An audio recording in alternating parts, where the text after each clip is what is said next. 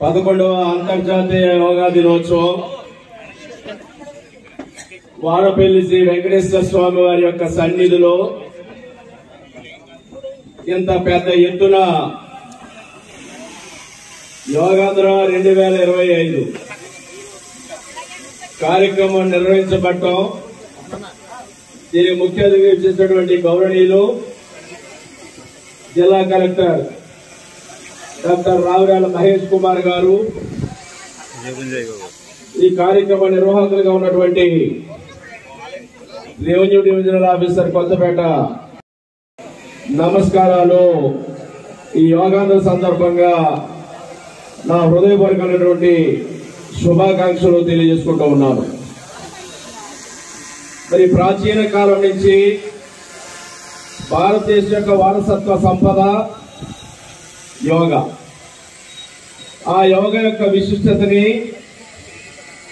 ప్రాశస్యాన్ని ప్రపంచ దృష్టికి తీసుకెళ్లినటువంటి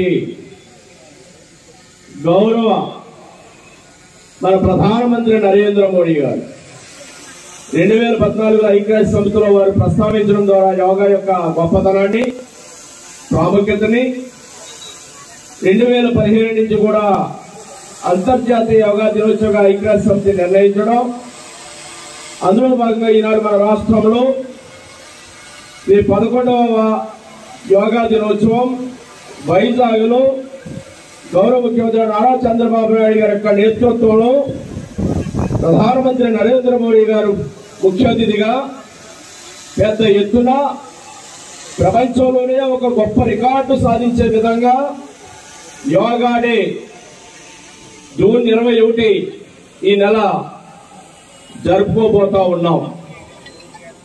మరి యోగా యొక్క గొప్పదనం అందరూ గుర్తించాలి.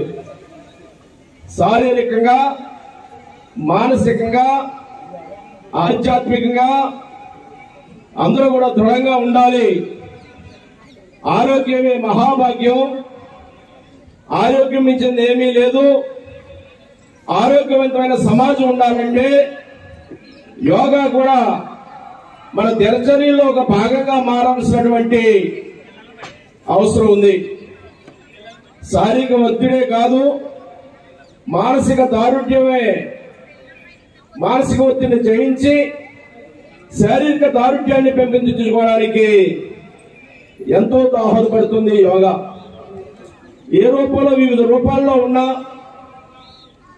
మనందరం కూడా యోగాని అలవర్చుకుని